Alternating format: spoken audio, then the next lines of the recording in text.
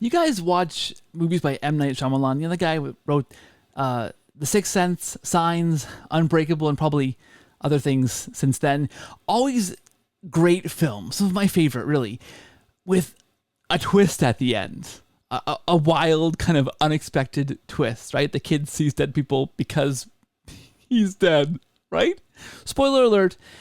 This interview is similar in so many ways because there's a great big kind of twist at the end of this interview.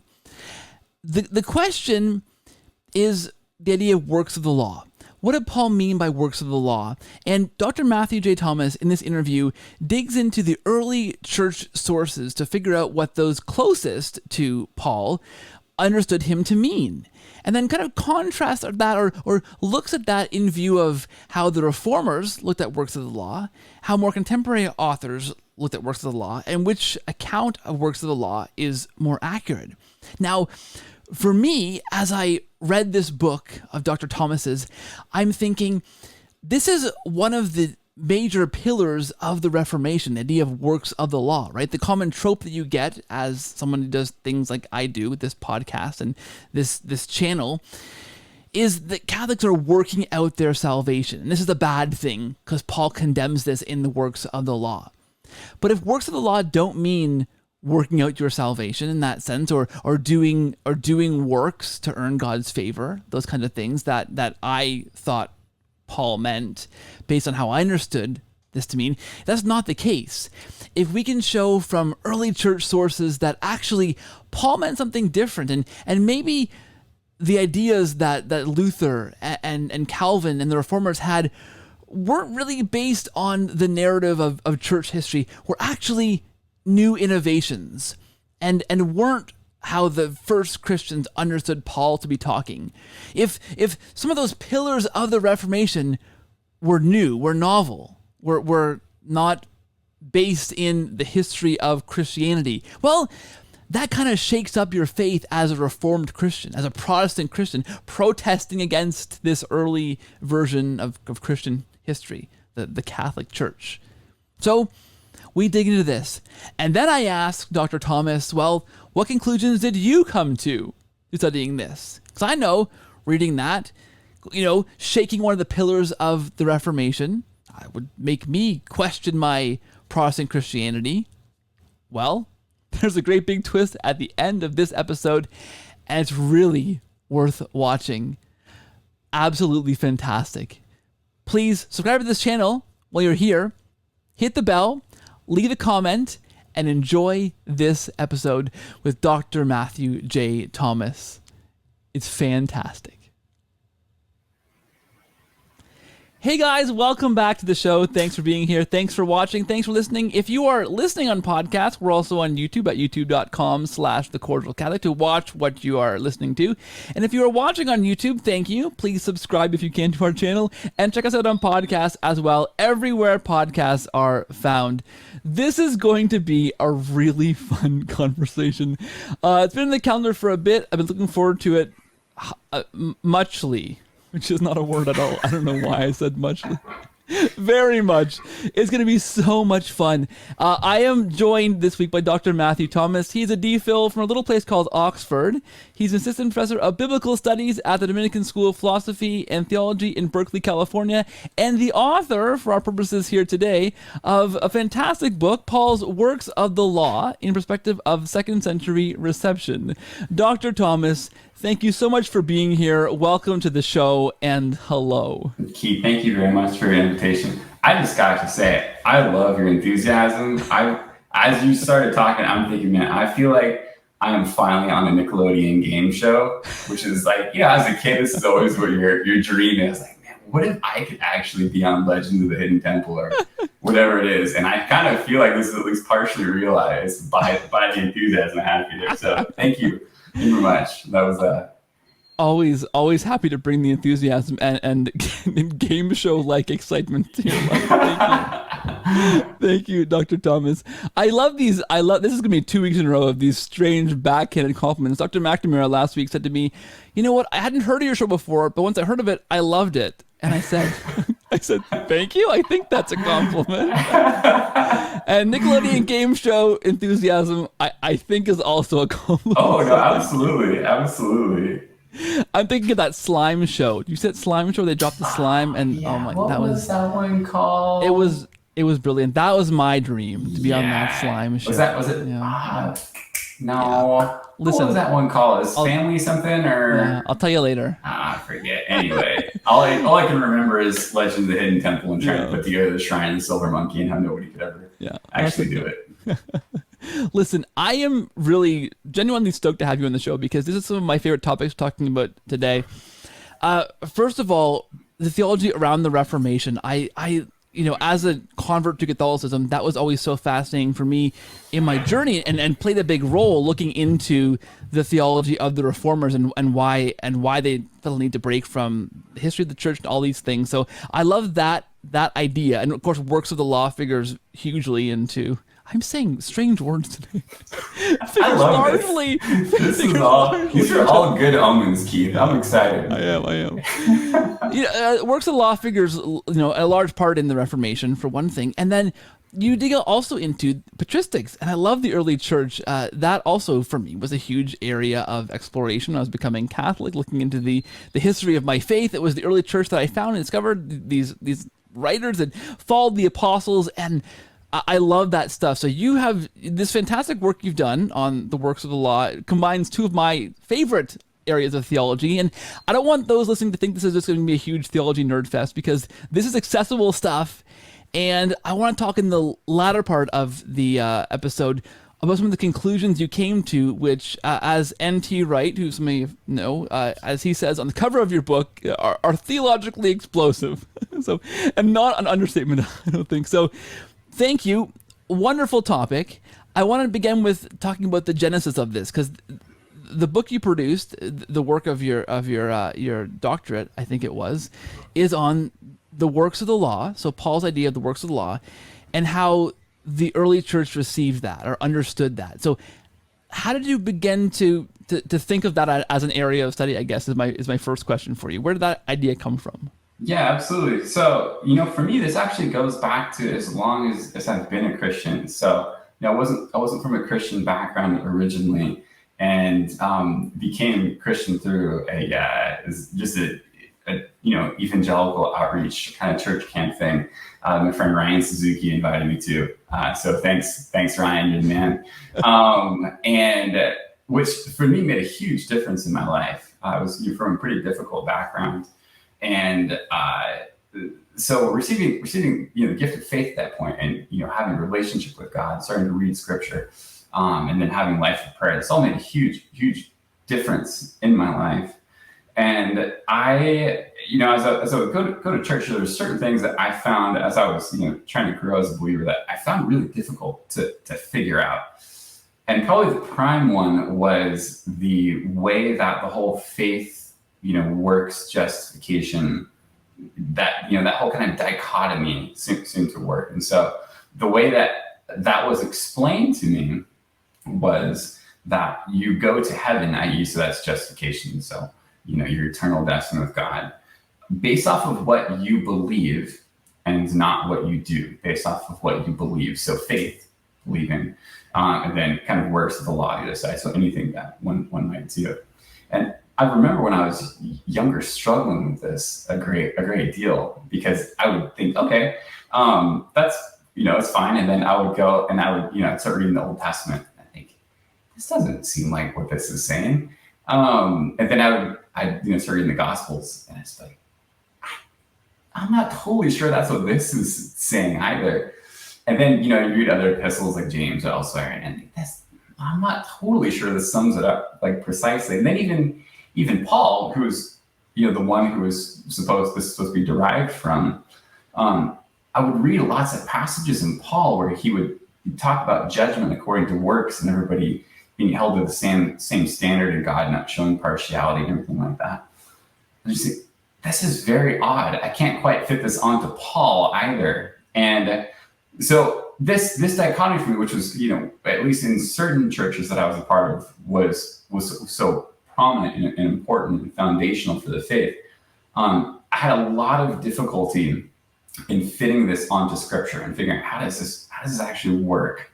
And for me as a young person, actually it caused quite a bit of difficulty for me to even think, do I continue to practice the faith? Do I continue to believe this?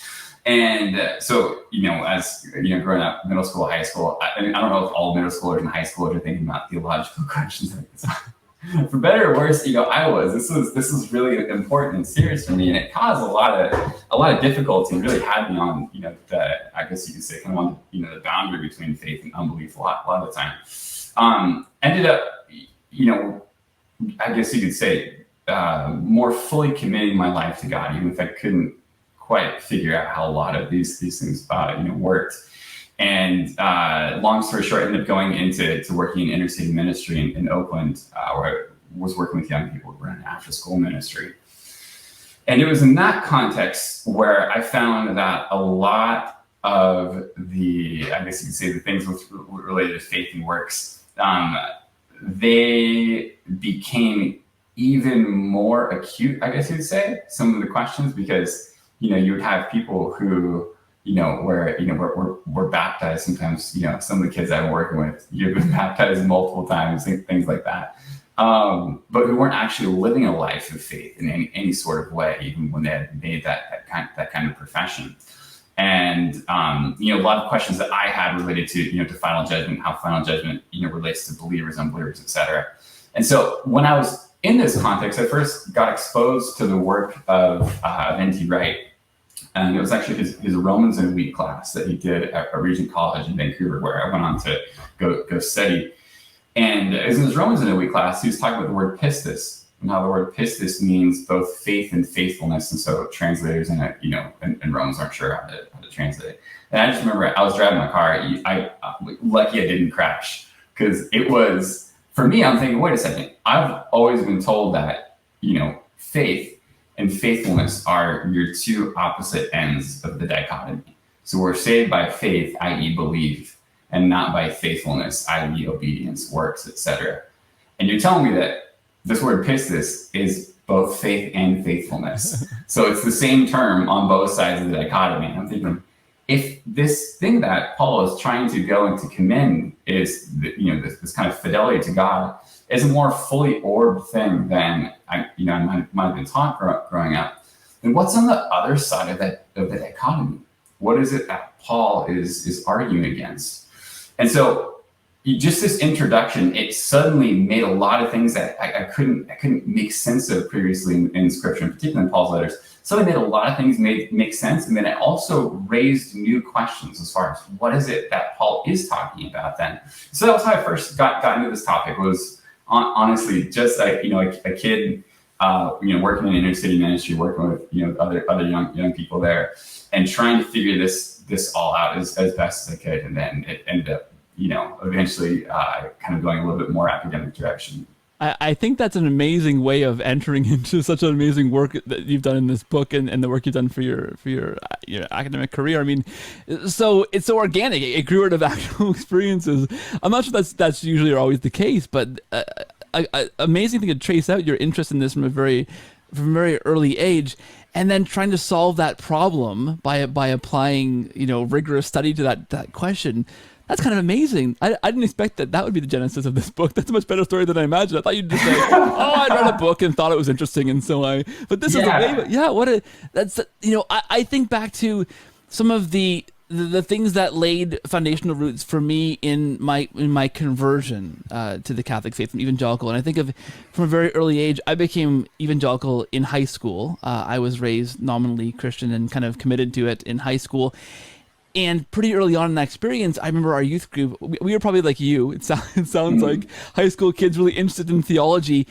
and somebody started reading Calvin, and then brought in this idea of predestination into our youth group, and it was suddenly to split the youth group apart, and we were arguing on both sides of it and wrestling with scriptures, and the senior pastor had to come in, I think, and kind of quell the fire with some of his teaching. But I can remember, that for me laid the seeds of part of my conversion was, well, how come we can't look at scriptures and agree on what this means if our salvation's at stake? So from an early age, that kind of for me laid some framework that would later be referenced again as part of my conversion. For you in this case, it's this wrestling with the works of the law as a teenager, and then seeing that lived out in the mission field, and then going on to answer those questions. I love that story. That's fantastic. Yeah, it was really brought to a head for me at one point when there's a kid who I can say his name because he I've told him that I've shared this story a few times also. This kid Jonathan, who's a younger kid, who's from a challenging background, but we had a really great connection. There was somebody who was wronging him, who was a figure in authority, and the figure in authority was a professed Christian, but was doing these things that Jonathan just had this really, really deep, I think, sense that there's something bad and wrong that's happening here. And so Jonathan goes and tells him that he's going to kill this person. And I remember telling Jonathan, God goes and says, vengeance is mine, I shall repay. And there are certain things that God says he's going to go and take care of. And justice is one of them. And so we don't have to go and to try to take matters in our own hands. We don't have to try to take, and God says it's his. And we don't want to take what's God's. But it was interesting because afterwards I thought about it, and he didn't kill this person, thankfully. I was thinking about it, and I realized I wasn't certain if what I told him was true, because there was a lot of theological voices that I had around who their understanding of how the Christian relates to the final judgment is that there's just basically there's two lines, there's everybody who's an unbeliever, you go on this line. Everybody who's a believer, you go on this line. And it turns out the line for the believers is like a fast pass kind of thing. We just go and you get straight on the ride. You don't have to worry about going through security or anything like that. And I realized as I was trying to work through this, I remember telling the story to Jad Packer actually, and meeting with him in his office and chatting through this situation with him. It's the same kind of thing that you're talking about, and having the sense of Scripture is our guideline. Scripture is what we're going to here. But here there's people that I know and respect who have different views on what it is that Scripture is saying. Here it's in this area where it is quite literally a life and death situation where I'm trying to give somebody honest, godly advice for why they shouldn't even kill somebody. And so that for me was part of what precipitated, going back to the early church fathers and wanting to know how was it that those who were closest to Christ, closest to the apostles, how did they go? And, interpret what it was that was given there. So anyway, it's a similar story to yours. Yeah, that's fantastic. So you look at the old and the new perspective on Paul vis-a-vis these works of the law, to trying to figure out where they both sit, and then you were to look at the early church and say, well, which one best fits the early church's conception. Let's talk about the idea of the old and new perspective on Paul, because I'm not sure listeners would know what this is. I mean, we don't want to dig into every single author that you go into or theologian that you go into, but maybe a little overview on what these two different views of Paul and the works of the law are, and how those kind of square out. Yeah. So just really briefly, what we call the old perspective on works of the law usually traces back to Luther and Calvin in the 16th century, and then those who go and follow within, the Lutheran and Reformed theological traditions, which is, up until recently is fairly dominant within New Testament studies. Their interpretation of the works of the law, well, both of them see the inciting incident for Paul's conflicts as being the practices of the Mosaic Law. They both recognize Paul's target as being works in general. And so you can think of this in terms of, at least the way that I go and spell this out, is in three categories. So meaning, what works of what law are we talking about? Significance, what is signifying? What are you trying to do when you practice works of the law? And then third, the reasons for objecting to them. What's wrong with works of the law? Why don't they justify? Why are they so objectionable? So both Luther and Calvin would agree that works of the law for Paul is anything that one can do either by one's own power or even by divine power to go and to try to justify yourself before God. And so it's just, it's basically this kind of catch-all category for anything that might involve human effort. And the significance of why you're doing this is that the one who does this is trying to go and to earn their salvation. And it's helpful, I think, to think of it in terms of individually going and trying to practice this. So it's not a kind of communal thing, but it's individually. I'm trying to go into to do enough works so that God will have favor on me and will have mercy on me. I'll be saved. So at least for those first two questions, the old perspective is pretty consistent. When it gets to the reasons for the objections to works of the law, Luther and Calvin actually diverge a little bit here. And it's really interesting seeing how you can actually get a lot of what's distinctive in their own theologies and the way that they understand what Paul is saying for what's wrong with these. But we can say that for later if you'd like. The new perspective on Paul is usually traced back to the work of E.P. Sanders and then Jimmy Dunn and N.T. Wright. This is about the past 40 years. Starts with E.P. Sanders, Paul and Palestinian Judaism. And basically what Sanders is saying is that the picture of Judaism that we have inherited from, basically the Reformation period, which is standard with the New Testament studies, or had been until the past few decades. It's a picture of Judaism that doesn't fit the historical reality. That the historical reality of first century Judaism, people aren't talking like, sort of 16th century semi-Pelagian Catholics or anything like that. And as a result, Sanders says this is not what Paul is talking about by works of the law. So if we're thinking in terms of meaning, significance, the meaning is we're talking about a specific law, so the Torah, so the imposition of the Mosaic law, the Jewish law is there. And then within that, there's certain works that always go and come up according to Sanders. So circumcision, Sabbath, food laws, sacrifices, things like that. And when you practice these things, you're not individually trying to go and to earn merit. Like I get 5 points for circumcision, I get a point for every time I observe the Sabbath, and then you get a certain amount of points at the end. I mean, that's kind of a caricature, but at least gives you a sense of the way that it works or can work within an individual framework. Sanders says this is a communal significance. When you are circumcised, you're not trying to individually go and earn your way up to God. You're trying to become part of the Jewish nation. You're trying to become part of the Jewish people.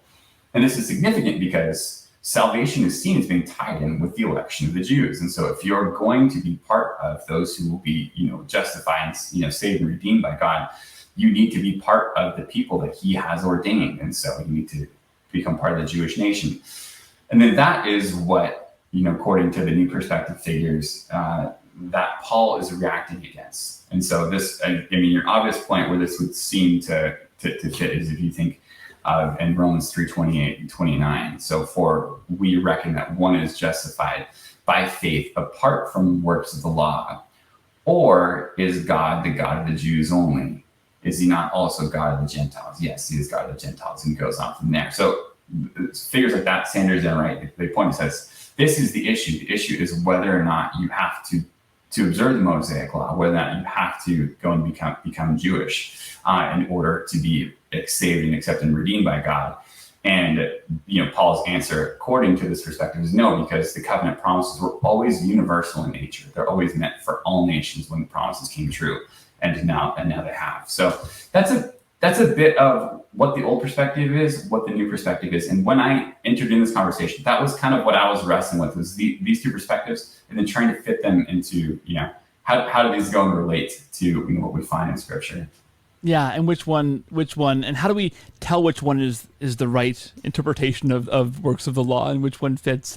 That's so interesting because they are very starkly different, right? I mean, if you go with the Reformers' definition of works of the law, and this is kind of the trope sometimes that the Reformation with Throw Against Catholics, I certainly had this in conversation with others before, doing the work that I do here on this show, is the idea of the works of the law being any way you are working out your salvation, right? That's the old kind of perspective. And then the new is, no, by works of the law, Paul meant like being part of the Jewish community in a sense, doing these Jewish things, which is quite different, right? Quite different in how we interpret that, and kind of important for really salvific questions, right, of our salvation and how we live out the Christian life, I think. I think so as well. I think, again, some of the background, I guess through some of the ecclesial context I have in my background, this justified by faith apart from works of the law is the dichotomy through which you read, really the entirety of Scripture. This is the lens through which you read everything. Yeah, it's and it's interesting because actually, all three of those terms can, in a sense, be contested depending on what church you're a part of and where you're sitting. But it was works of the law that I first got into. When I was studying with J. Packer, it was reading the books between N.T. Wright and John Piper that were on this topic. And I kept coming back to works of the law. It seemed like this is the hinge issue, and they're so far apart on this particular question. And so I'm probably anticipating a question here, but for me, the hint to go and to start looking in the early church here, it came from John Calvin, because Dr. Packer, he had us read a lot of Calvin in his classes. So I got used to reading the Institutes, and I got used to the way that Calvin engages with sources, the way he cites sources. And one of the things that Calvin always does is he always brings his friends with him to the party, in the sense that if he's in a fight, he's always going to say, well, I have Jerome with me here, I have Augustine with me here, I have, kind of fill in the blank. That's a pretty cool fight. Just aside. Well, if you're going to have a fight, you probably want Jerome on your side. Yeah, definitely. You don't want him on the other side, I'll tell you that much. And so I got used to the way that Calvin would do this.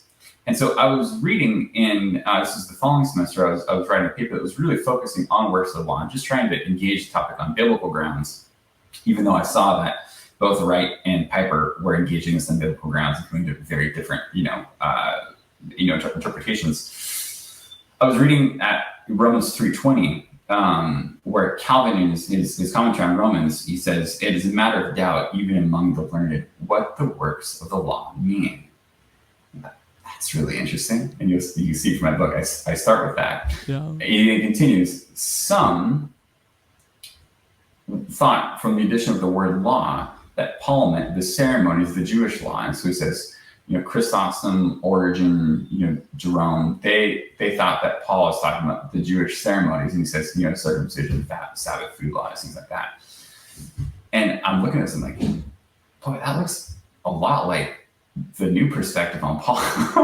this early position that he's setting in contrast to his, for the most part, they're not saying ceremonies and things like that, not using that particular language, but the content of the discussion seemed very similar to what I was seeing in N.T. Wright. And then he goes and says, hey, these are why these guys are wrong. And then he says, I'm not unaware that Augustine has a different position from my own on this. And then he goes and says, what Augustine's position is that, works of the law is anything that one does apart from God's grace, but does not include the works that are done that are empowered by God's grace, because the works that are empowered by God's grace for Augustine do justify. And then he goes and says, and here's why Augustine is wrong, and then he kind of gives his own position. And I thought to myself, this is very odd, because Calvin's, he forgot his friends here, and so I'm thinking, how did he forget on such an important question, to bring his buddies along? And so I was saying that in the regional library, thinking, this is fascinating. I wonder if you were to go back to the earliest sources, what they would say, and if they would indeed seem to sound like figures like N.T. Wright, like Calvin himself is saying. And so that was the inspiration to start looking at these early sources, is trying to think, first off, what do they say on their own, and then second, can this hopefully provide some interpretive common ground for those these kind of warring back and forth perspectives, which though I think, well-meaning, are not able to agree on the interpretation of Scripture and end up, pulling things in quite different directions. Thinking, could early reception, those who are closest historically to the sources, could they help to build common ground? Yeah, I think that's fantastic. I love that, the inclination to do that. It makes so much sense, right? Because let's see how. Well, first of all, that little red flag that Calvin's not bringing his friends to the party, right? That's really interesting when he always does in other contexts. Where are they here? And then let's begin to look deeper at that question. It reminds me. I mean, I had a great discussion. Well, I shouldn't say great discussion. But I had a discussion with somebody once about when I was midway through my conversion into the Catholic Church, reading a lot of early church fathers, and really in my view, seeing a lot of different Catholic things in those early church fathers that were kind of affirming some things I was thinking. And someone said to me, "Well, why is older any better?" And I thought at the time I was a bit stumped by the question, because I was like, "Well, I'm not really sure." The more I thought of it over the years, I have an answer now, which is, I think your answer in your inclination to go look at the sources on this kind of question, right, is, well, you want to find those people that are closest to the apostles, closest to the living memory of Christ, who would be able to tell us most accurately what Christ told them without any kind of, the years filtering through or whatnot, or before anything else weaseled its way into the faith of the church, right? My friend Rod Bennett, who's a great popular early church writer, takes these sources, always says, like, you got to look at, but you look at the earliest church. Those who say, for example, that Constantine corrupted the church, well, look at the church before Constantine, and you can see that, and you can see how that looks there, because we have those sources, right? So, for me, it was a very similar inclination in my journey looking at the early church fathers, wanting to answer Bible questions about the Bible, by looking at those closest to the guys who put the Bible together and in some cases wrote parts of the Bible. Right? Yeah. I think it's an awesome inclination on this question. It works a lot. It's genius. No, I think you're totally right. Not that it's a genius, but I think that you're right in your instinct that's there. And it's similar, again, having a pretty diverse, ecclesial background, with different sorts of levels of trust in the historical church. It was something that united, most of the churches that I had been a part of, was at least thinking, the pre-Constantinian church was largely a good thing. And so I was always fascinated with this period, because I knew that we only had the scriptures because of their fidelity, because of the way that, they as martyrs said, I will give up my body, and I'll give up my own life before I will tell you where the scriptures are, before I will hand over our holy books. And so I knew that, the world had been transformed through them. And even, I think, at least some of the Protestant teachers, that I had. So I think if you look at, a figure like Wesley really idealizes, the early church. I went to Pepperdine, which is a Church of Christ school, which I didn't have a Church of Christ background like that. But similarly, they really want to stick to the first century church.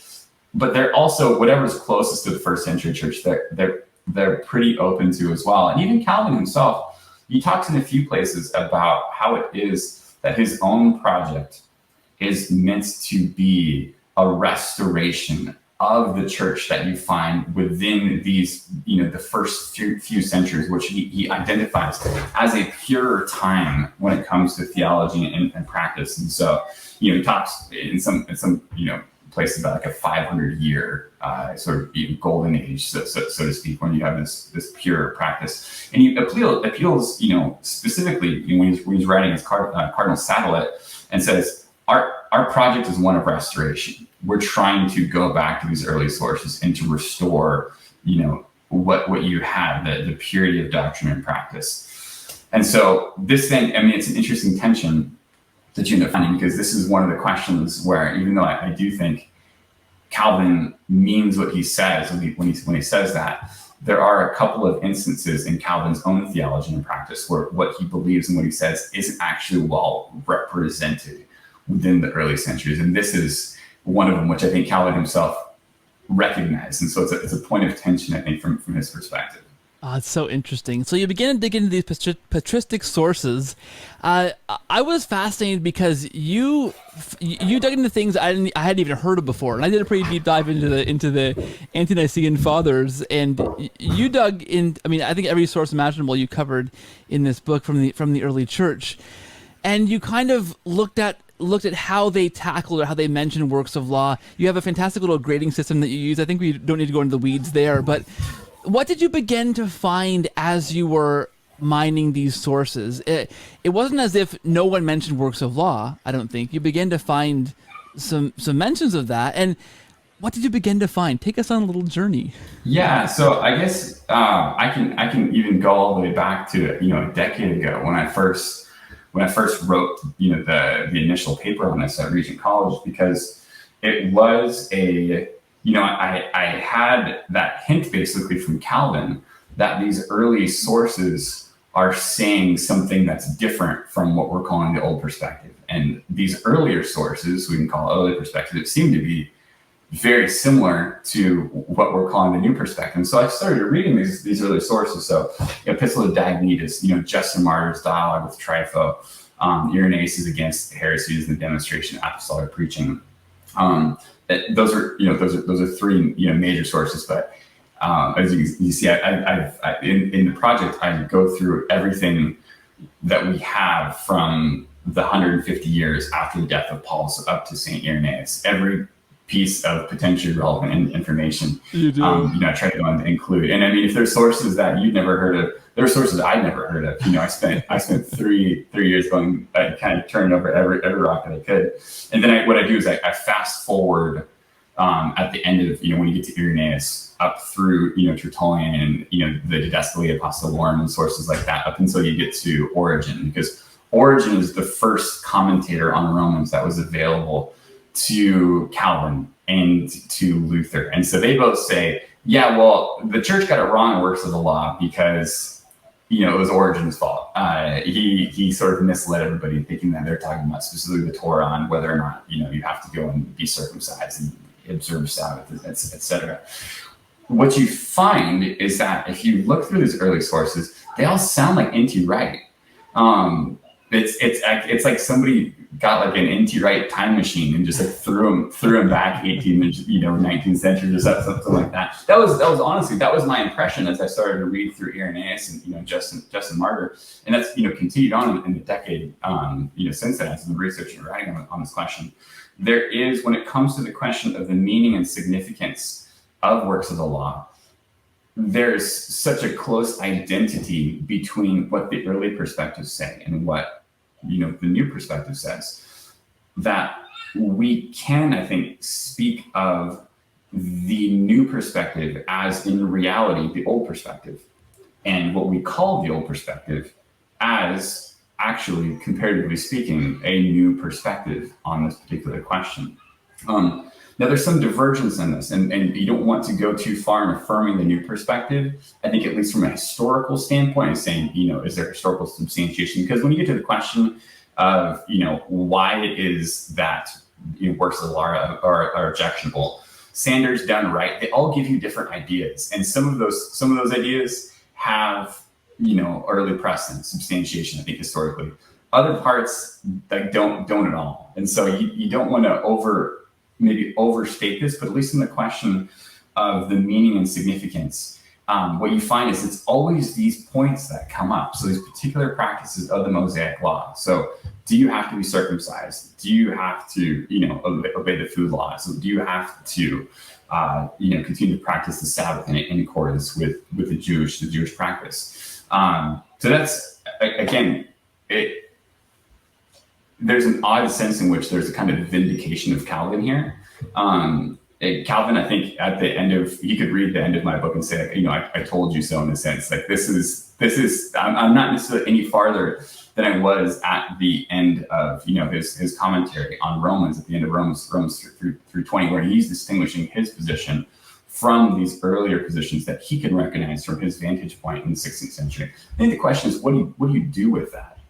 What do you do when it seems like there's really strong historical precedent and substantiation for a particular, perspective on Scripture. And when it seems to be unified, and, I guess you say, geographically, diverse. It's not like it's just sort of one character, one area that's pressing something. It's there doesn't seem to be controversy over the interpretation of what Paul is actually talking about here. So what are you going to do with it? And if I had an opportunity to have a beer with Calvin, this is everybody always says they'd rather have a beer with Luther rather than Calvin, and I understand where they're coming from. But if I had the opportunity for a beer with Calvin, this is I would just love to hear him say, hey, I'm not trying to fight or anything like that. I'm not trying to, I know we're the kind of cordial Catholic. I'm not trying to, go on the polemical Presbyterian or whatever. I don't want to do that. I just want to hear from you. How do you make sense of this? What do you do in this, this instance? So. Yeah, because what you find is, I'm reading this book and I'm going through it. And it's pretty remarkable. And what's stacking up is time and again in these early church sources, they aren't affirming this idea that the Reformation perhaps presented in Luther and Calvin, that the works of law extend to anything we do to earn salvation. That's not what Paul is necessarily condemning. He's condemning a certain specific practice practices that the Jews would have done under their Mosaic law, right? And I like that I think you described this idea of taking those early church fathers and plunking them down and letting them decide which of these two views most corresponds to theirs, and that they wouldn't, in their view, see the old perspective, which Luther and Calvin kind of promoted. They wouldn't see that corresponding to what they believe Paul was saying, and they're the closest sources we can find to when Paul actually wrote, right? Yeah. The way that the image that you find at the end of the book that was just what was hitting me as I was trying to summarize all this material is if they were listening in on a modern conversation. Yeah. So I took one, just kind of shorthand one, which was, the idea that the new perspective is that, one is that works of the law are the Mosaic practices of circumcision, Sabbath, food law. So that's the new perspective. The old perspective is, the Jews' attempts to save themselves by moral effort. That if you imagine them listening in this conversation, that they would all be very perplexed, as if, they're standing on their heads, because there's thing that's being called, the new perspective is recognizable to all of them as their own perspective. And what is being called the old perspective is something that none of them would have any evidence of, ever having heard of. And so it is pretty stark, I think. And again, in saying that, I don't think that I'm not trying to be polemical and putting it that way, because again, I still think that that's not necessarily anything that Calvin isn't telling you as well. And even Luther, if you go and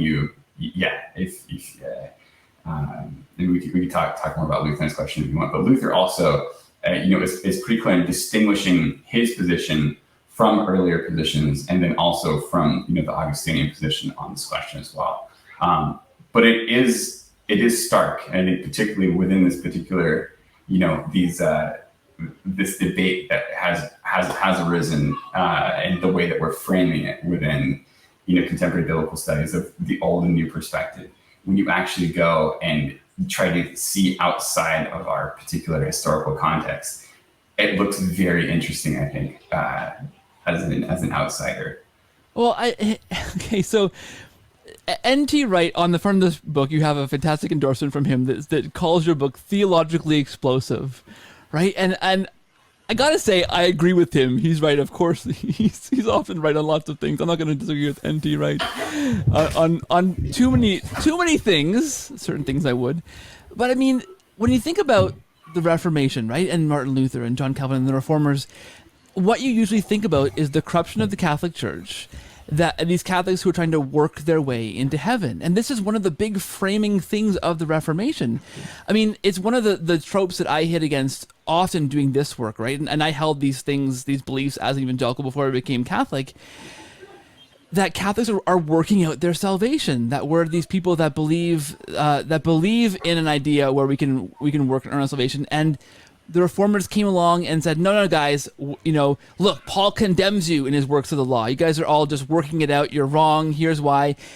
And in my layman's view of the Reformation, and in my own theological background as an evangelical, I would have affirmed works of the law as people working out their salvation in what you're describing as the old perspective, which seems like that idea that Paul is condemning those people working something out is kind of, there's no agreement in the early church that that's what he meant, right? So your work kind of explodes that, I think, in a sense, and that is one of the kind of major pillars in my view of the Reformation. So I mean, I want to ask you $1 million question in a minute, but I want to first ask you, I mean, what theological conclusions do you see stem from this idea that, look, in the early church, we don't see anyone believing that Paul is condemning people working out their salvation, right? Which then became a major tenet of the Reformation. So well, I mean, gosh, I hope, I hope that no Christian of any sort of flavor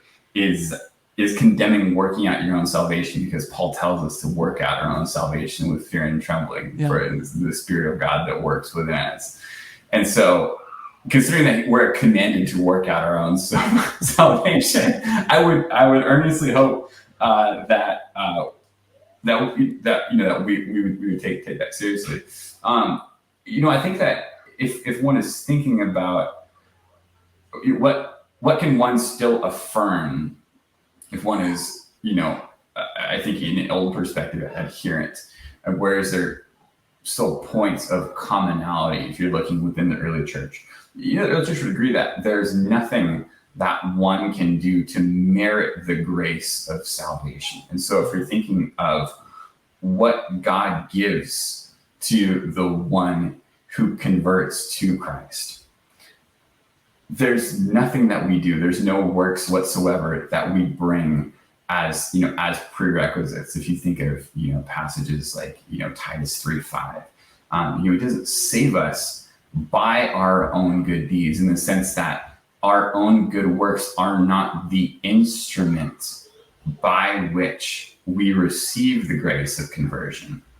Now, that's also not, no worse than Mosaic law either. It's kind of anything.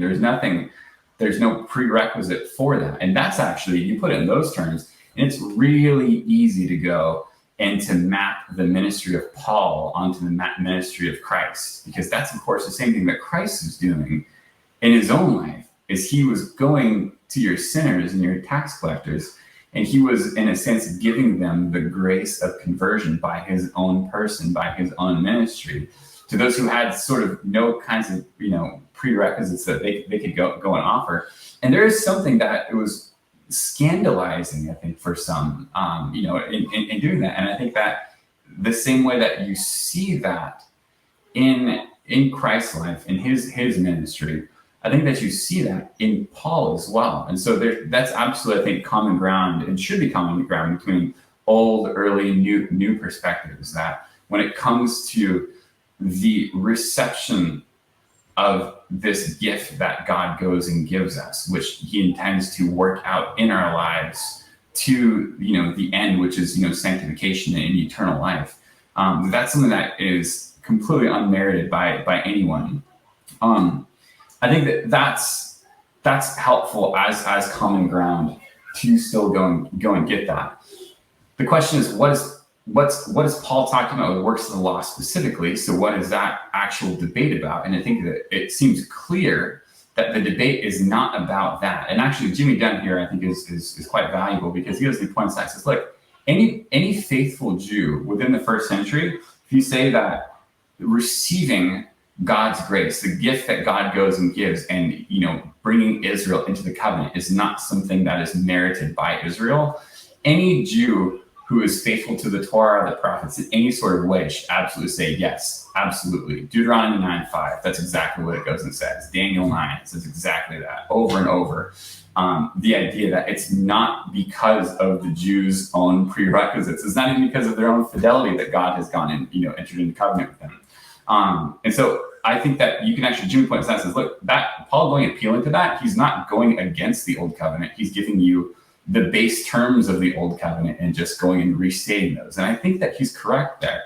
And so I don't think that that is what the conflict over works of law is about. I think the conflict over works of law is about whether or not within the new covenant that Christ has inaugurated, whether the law of the old covenant, that is the Mosaic law, is still binding. And he says, no, because there's a new covenant, because Christ is the prophet like Moses. He's the one who has instituted this new thing that's always been promised. The second, I think, point of distinction that you really have to, I think, wrestle with, I think, at least, me and, those who take these things seriously, is how do you align what we find about, final judgment? How do we see the testimony of Scripture, then the way that testimony is, I guess you could say, substantiated by early reception? How does that align with our own sort of theological ideas of judgment? Because whereas, myself, a decade ago, it was actually unclear, how does the Christian relate to final judgment? The early Christians are absolutely clear on this. That it's not just that, Christians have the fast pass line. Christians are actually judged more strictly than the rest of the world.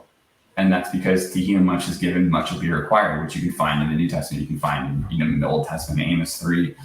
And the reason that that's still part of the gospel message is because God's grace is actually transformative. It is actually meant to change us and to turn us into the kinds of people who can go and live in such a way that will be judged favorably, so that, we hear at the last day, well done, good and faithful servant. That's what God's grace is meant to do. That's the gift that God gives, to us within the new covenant. And if we toss that away, we just pretend like it's not there, we will be held accountable for it. And so for the early church fathers, there's no, I guess you could say, there's no tension whatsoever. Where I think earlier on, I assumed there would be tension. There's no tension in saying that salvation is completely by grace, 100%. This is God going and taking the initiative to go and to save us, and yet we are 100% accountable for what it is that God has given. And that's still not bad news. That's just the outworking of this good news because of the greatness of what God goes and gives in the covenant. So I think those are some of the kind of broader theological things that I've had to wrestle with, and I think that the early testimony, I think, demands one wrestle with, I think. Yeah, because I think, in my conception of somebody like Luther and his understanding of the works of the law would be to say, no, I don't have to do anything, any of these works. This is a simple version of Luther, maybe, but I don't have to do anything to be saved and have that salvation. And then here are these Catholics over here doing these works, whether it's by God's grace that infuse these works or their own independent works. All that's kind of condemnable. But then it seems to me that the early sources would say, no, we do have to work, in a sense, whether it's God's grace working through us. But it seems to shake a bit that one of those foundations of the Reformation that would say, no, there's no works at all. They're condemned by Paul. Is that accurate-ish?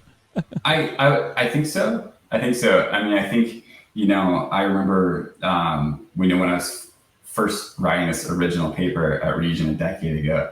I was reading the beginning of Luther's Romans commentary, and he goes and says, anybody who goes and defines these words differently than I give you, because he gives these definitions in the beginning, he says, don't listen to them, or else you're not going to understand what Romans is about. So whether it's Augustine or Jerome or Ambrose or Chrysostom or anybody, he kind of lists everybody, or even men greater than they.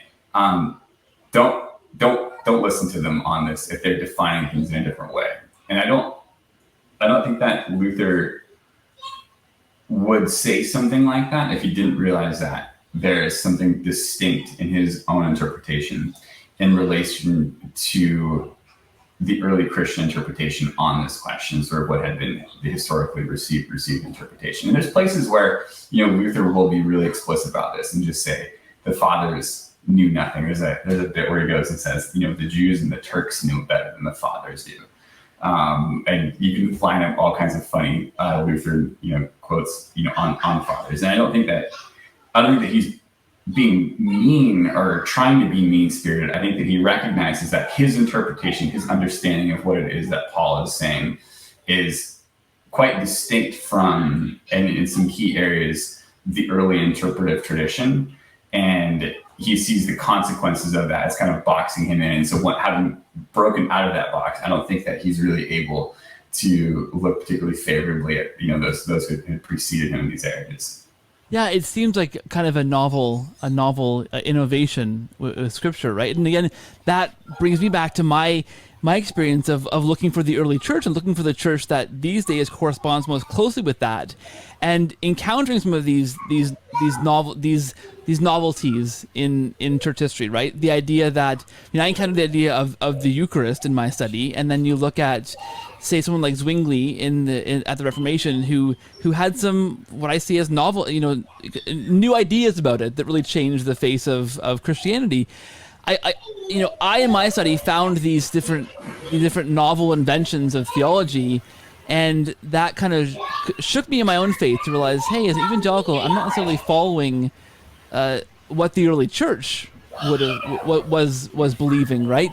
So I wonder then for you, all this study, because I have conclusions at the end of reading this book that are fairly not favorable to some of the reformers, maybe, and the old perspective, when you can't seem to find the old perspective in the patristics, in the early church. I wonder, maybe personally, what kind of conclusions you came to at the end of all this, because it began for you as a personal quest, right, in a sense, to figure out what works of law meant. I mean, you kind of have your answer. So what did you do with that answer? Yeah, no, that's a great question. I mean, you probably noticed, I tend to not talk about myself a whole lot and use these kinds of contexts. There's a few reasons for that. One of it is that this stuff can just be really loaded. And so I'm trying to, if one is trying to be I think a good, fair referee, it doesn't really help to be like, oh, and this is my favorite team. And I root for these guys over here. And I've tried as best as I can to be as faithful a referee as I can, and giving the material and passing that on, as fairly as possible.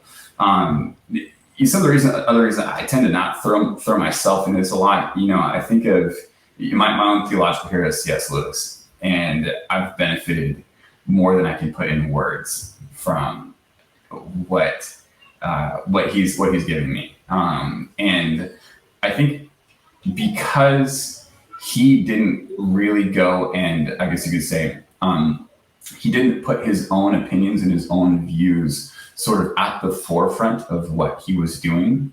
It made it so that he was able to be of help to, I think, a lot more people than he would have been, otherwise. I think that, if, I think if the people who had given me C.S. Lewis books had realized, kind of the depth of his Anglo-Catholicism, if he had really put that on his sleeve, I don't know if his books would have made it into my life and it made the kind of impact that they did. And the other reason I tend to not, I try to kind of stay out of the back and forth of denominational polemics, is that I honestly have a lot of debts, and I mean that in a positive sense, to believers of different backgrounds. And so again, having them brought into faith through evangelical outreach, and then bouncing through all kinds of churches. My best friend Mike, his family was part of a non-Trinitarian house church. And that you might think, that might seem like maybe not the best, whatever. But for me, honestly, it was the best. It had this huge positive influence on my life, and being from a non-Christian background and having this practicing Christian family. And they were always, I think, and rightly so, the ideal for what it was to be a believer. And they made me want to be a Christian. So I can give kind of countless stories of people from different backgrounds and different denominational identities who have contributed to my own faith, my own life in a way that I positively have a debt there. And so I'm not trying to go and sort of wield a hammer on, one denomination or the other. Having said that, you sometimes, you can get to points in life where you encounter a pushy Canadian, and the pushy Canadian just goes and says, "Hey, I know that you kind of like to be private and anything like that, but I just, as a Canadian, I love to meddle in people's business. I love to ask really hard, personal questions. Can we get into your personal business for a while?" And so because we have the honor of having a very meddlesome Canadian with us, I'm happy to go and kind of share how my own personal story relates to this. I wrote the majority of this, so the original paper, and then the majority of the research and the majority of the dissertation, still as a Protestant. But I think it's impossible for the Catholic question to not be, in a sense, looming in the background if you're engaging with this stuff. And if it's possible for anyone to engage with this without having the Catholic question looming, boy, you let me know how to do it, because I never figured that out. And so I think for myself, I think while I was disposed towards the Catholic Church positively in a number of ways, primarily from C.S. Lewis, and then from Chesterton and other spiritual writers like that I draw on for a long time, and then other folks like N.T. Wright, who really impressed upon me the how essential unity in the body of Christ was, and things like that. These influences had predisposed me more towards being favorable towards Catholicism. I still didn't want to be Catholic. I was sort of on the, I guess you could say, I was prepared to exhaust every possible avenue and every possible escape route that I could, apart from actually becoming Catholic, which wasn't because I didn't respect the Catholic things that I was encountering, but it was just, I think, almost a sense of loyalty to the context that God has shaped me through and has brought me to faith and nourished my faith through. Even if I would say in all of them, there's areas that are probably erroneous one way or another. So as I was researching and writing and doing all this, I had that looming in the background, and I was for a number of years trying to figure out how do I stay out of this. And my girlfriend at the time, Leanne, who's my wife, and we have 4 kids in the background who are making noise and stuff, and like barging in the moment. We were both trying to make things work within the Church of England. So we're both trying to be Anglicans, and was actually part of the Anglican generation over at St. John's that was kicked out of our church. And so the official Anglican Church of Canada kicked us out of the building where I attended the Holy Communion service with Dr. Packer and stuff. And so we were forced to become a St. John's Seventh-day Adventist church because we started the Seventh-day Adventist church. So all these things had me really wrestling with questions of ecclesiology, because of course we can't go to our church anymore. We have to go to this other church. And I'm kind of trying to fake it as, an evangelical kid who really appreciates history and tradition and trying to make it work in this Anglican context. My heroes are Anglican. But there's a lot of difficulties. My wife was actually trained to be an Anglican priest at the time. And I think that some of these difficulties, she actually felt more acutely as somebody who was, really on the inside of this, and who was trying to, was going to commit their lives to ordination. And so we were wrestling through a lot of these questions on our own. And I basically had some mentors who were just like, you can't keep kicking this Catholic can down the road. Like you have to explore whether this is true or not. And so you need to start going to mass, and you need to actually see what it's like on the inside. And you should probably, go to RCA and kind of do those things. And I just basically said, like, I'm not going to RCA because I don't want to be Catholic, but I'll at least show up as a spy. So I started to show up as a spy, to mass. And I had a long period where we kind of do the dual citizenship thing. So we go to our our Anglican service in the morning, and then later on go to mass, and so you kind of doing both of those, and that for me was really helpful because I was able to see how this thing that I appreciated so much within Anglicanism, it was fully realized within the Catholic Mass. And this was, I guess you could say, that the thing that was here, the image, and it's now in its fullness, and it's full of reality.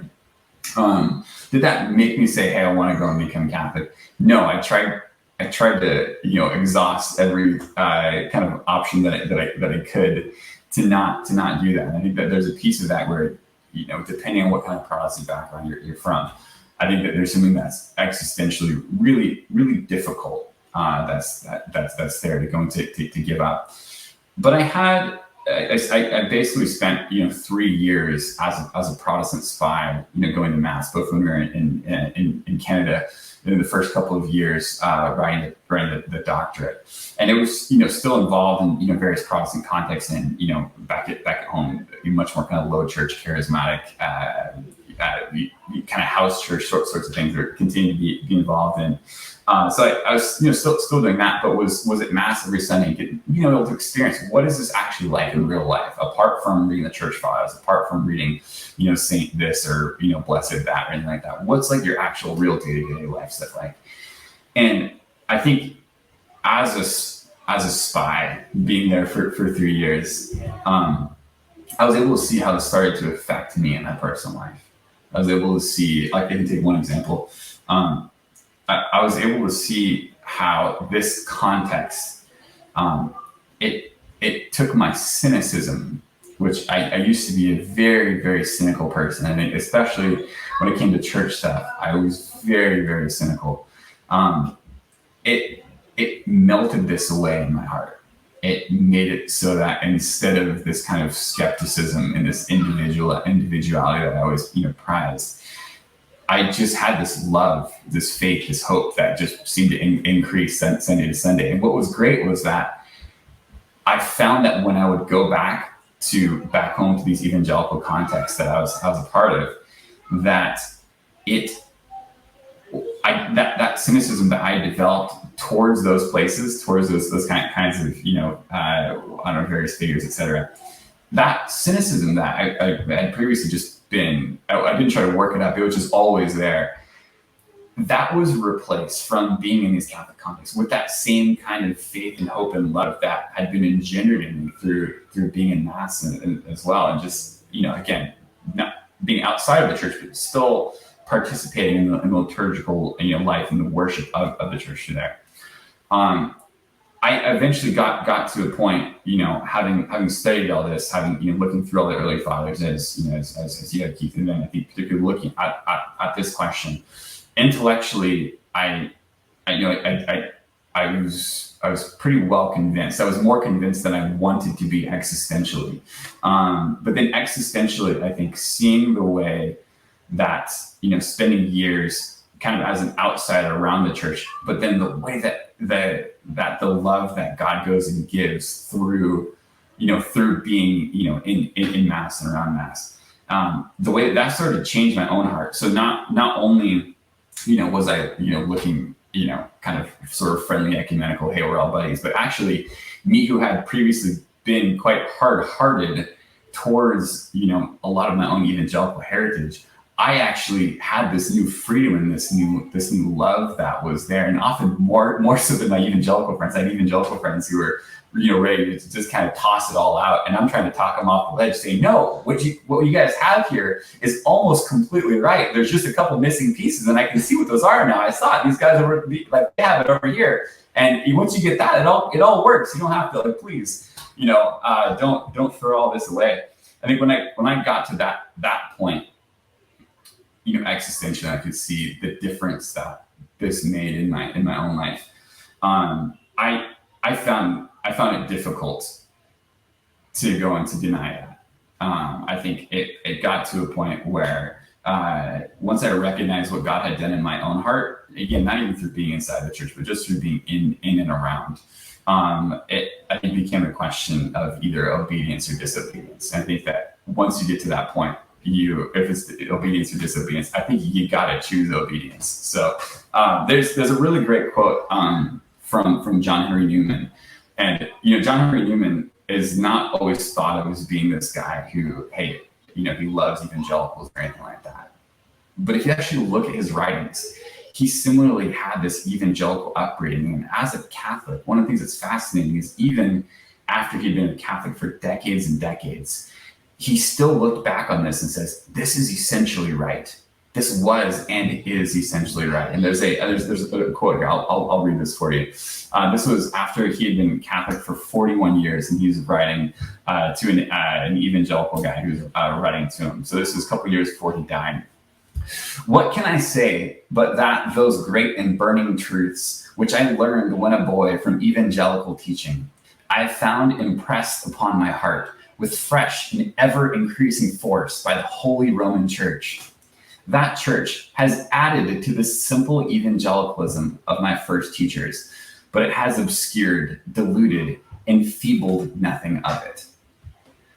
I just love that. So anyway, if you're going to be a pushy Canadian and insist that I go and tell you, hey, how does this all relate to you personally? That's probably how I'd go and answer. So. Oh, I didn't realize I had pushiness as a quality, but maybe I should rename the show the Pushy Catholic. That's fantastic.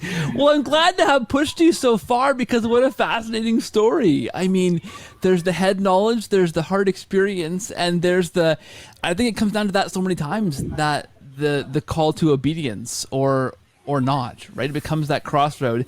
I have my Canadian version of that, where I was literally cooling a pot. Now, you lived in Canada for a while, so you know this. Okay. Although on the West Coast, so I don't know. I was literally cooling a pot of soup in a snowbank, Dr. Thomas, because I didn't want to put it in the blender. I didn't want to blend it hot. I wanted to cool it down first. And so the fastest way of doing that in Canada in the winter is to put it in a snowbank.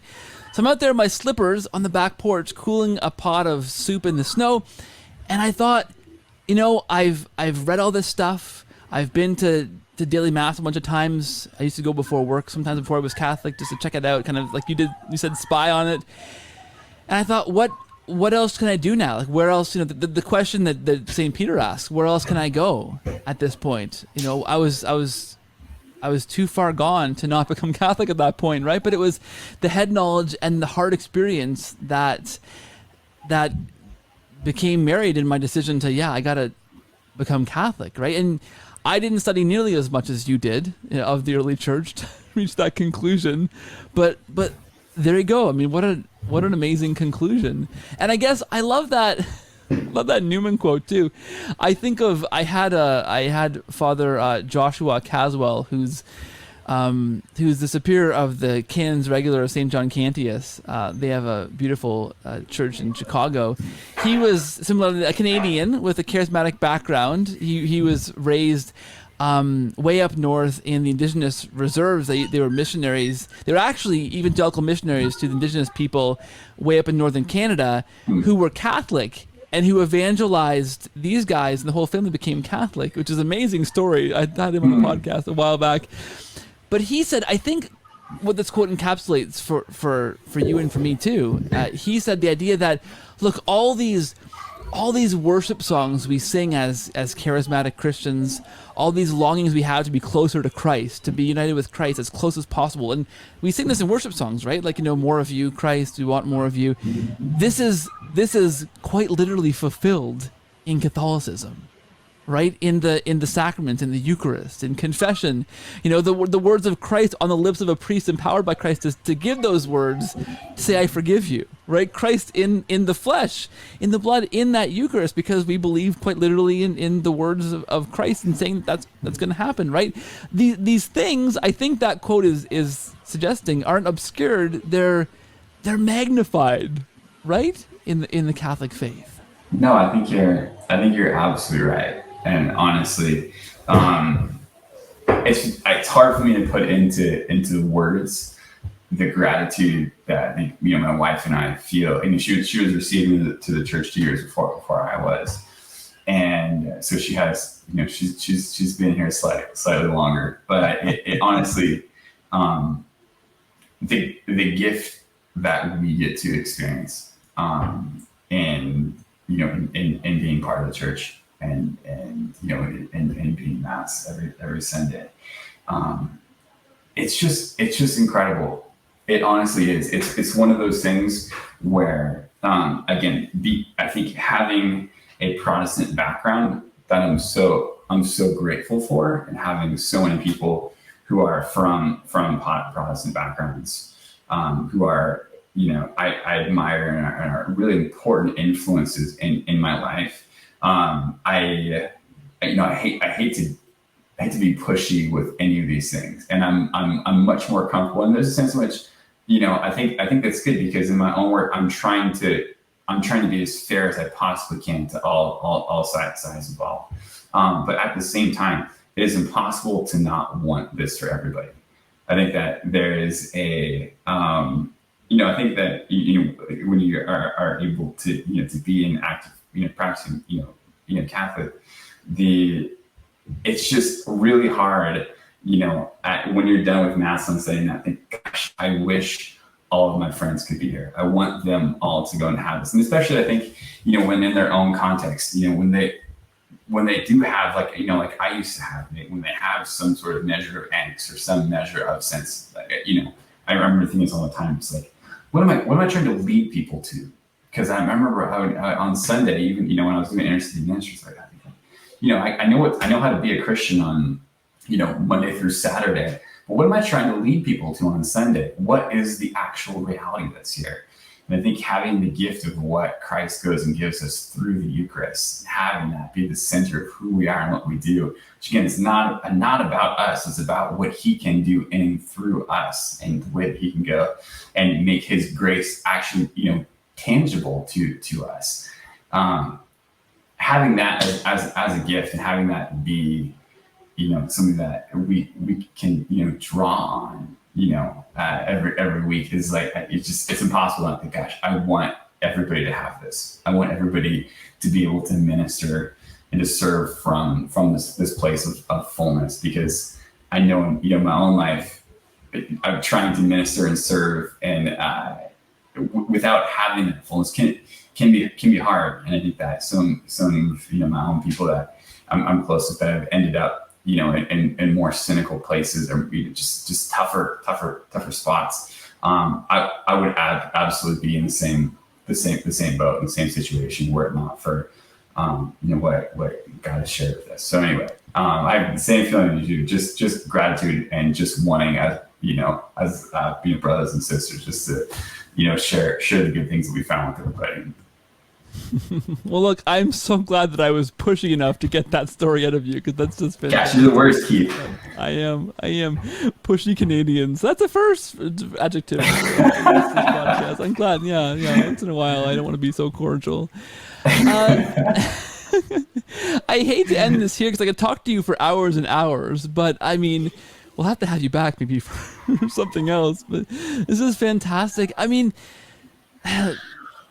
any last words from you on this work, on your experience? Anything else you want to add before I just close this off and say thank you? Because I feel like I'm leaving. I mean, I'm leaving the guests or the listeners with a bit of a bombshell, and then we're just kind of walking away. But that's okay too. I don't know if there's anything else you want to add. Well, in conclusion, I'll say two things that are kind of that they have a common core to them. I think, when it comes to both the specific topic that we're talking about, so Paul and the reception of Paul in the early church, in this particular question, and then also as it relates to questions of ecclesial identity, and what is there a true church? Is there not a true church? What church should I belong to, etc. I don't know if there's a real good substitute for taking the fathers and reading them on your own. And I think that if you think of the way that the reformers they were always going and saying, ad fontes. You go to the sources themselves, and you do it for yourself. Don't just go and take somebody else's word for it and sort of just defer to them. But no, actually take responsibility, for what it is that God has given you, for your own agency, and try to learn and study on your own. Try to find out the truth on your own. I think both when it comes to interpretive questions, which might be of a more academic nature, but also the existential things. I think going to these early sources on your own and allowing yourself to really think with them and wrestle with them.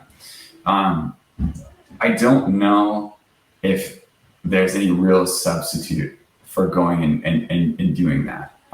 There's a great cloud of witnesses that God has shared with us. Use language from Hebrews, and it's part of our heritage. It's whoever we are as believers. Even for somebody it's like, hey, the church ended with Constantine.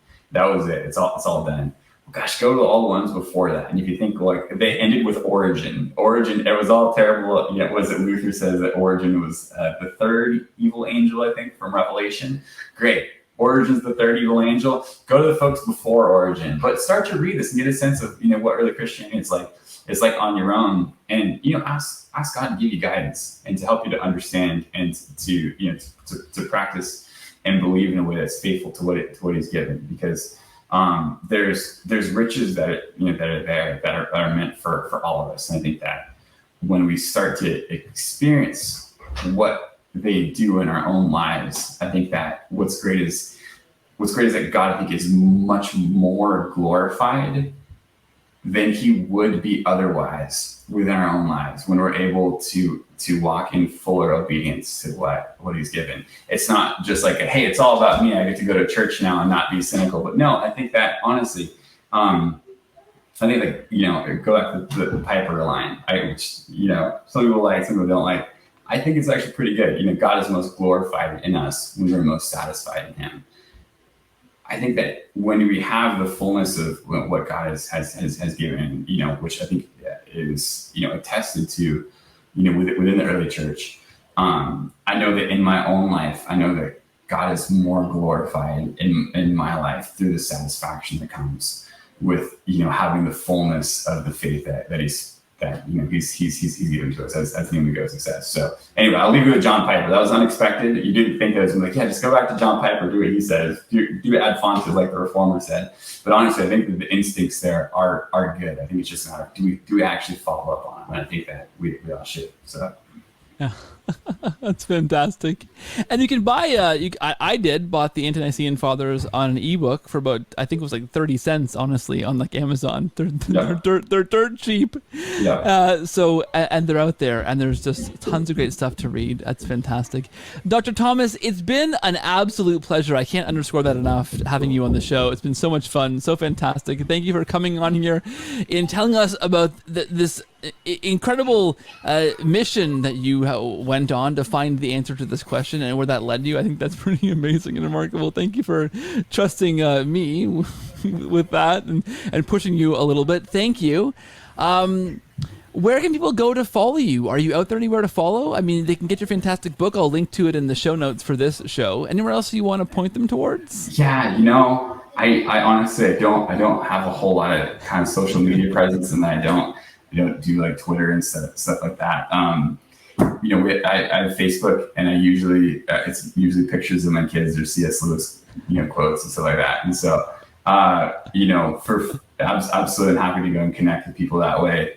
Or you can send me a message, or if you just go through the DSVT faculty page, you can find me on there. But we've got my wife and kids are such a blast, and there's one wife and there's 4 kids. It's a lot of people, and so it's just really hard, I think, to be faithful, in those duties, and then also I kind of ministering and serving and teaching and stuff, and to be able to do a lot of that. So it's fairly minimal, but I'm happy to go and just share the minimal stuff that we can share there.